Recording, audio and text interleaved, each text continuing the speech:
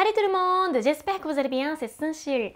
今回の動画ではフランス語の代表的な順序動詞4つの近接未来形を私と一緒に練習していこうと思います。近接未来形はあれの現在形の活用に動詞の原形をくっつけるだけなので、この順序動詞を活用することっていうのはないんですよね。ただ発音するとなると意外と言えなかったりするので、何度も練習して慣れていきましょう。ということで、本編に入る前にグッドボタンとチャンネル登録よろしくお願いいたします。フランス語のお手伝いのためのオンラインスタのリンクも概要欄に貼ってあるので、こちらもぜひチェックしてみてください。それでは私と一緒にフランス語の順序動詞代表的な4つの近接未来形を練習していきましょう。今回の動詞1つ目です。devoir。Je vais devoir, tu vas devoir, il va devoir, elle va devoir.Nous allons devoir, vous allez devoir, ils vont devoir, elles vont devoir. 続いて読んでください。Je vais devoir, tu vas devoir, il va devoir, elle va devoir, nous allons devoir, vous allez devoir, ils vont devoir, elles vont devoir.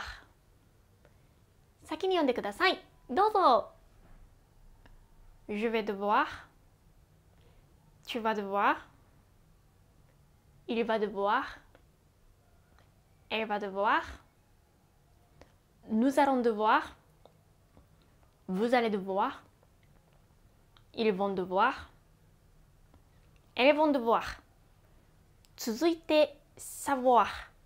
Je vais savoir, tu vas savoir.Il va savoir, elle va savoir, nous allons savoir, vous allez savoir, ils vont savoir, elles vont savoir.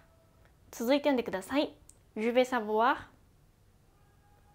tu vas savoir, il va savoir, elle va savoir, nous allons savoir, vous allez savoir, ils vont savoir.Elles vont savoir. 先に読んでください。どうぞ。Je vais savoir. Tu vas savoir. Il va savoir. Elle va savoir. Nous allons savoir. Vous allez savoir. Ils vont savoir. Elles vont savoir. 続いて pouvoir.Je vais pouvoir, tu vas pouvoir, il va pouvoir, elle va pouvoir, nous allons pouvoir, vous allez pouvoir, ils vont pouvoir, elles vont pouvoir. 続いて読んでください。Je vais pouvoir, tu vas pouvoir, il va pouvoir, elle va pouvoir, nous allons pouvoir.Vous allez pouvoir, ils vont pouvoir, elles vont pouvoir. 先に読んでください。どうぞ。Je vais pouvoir,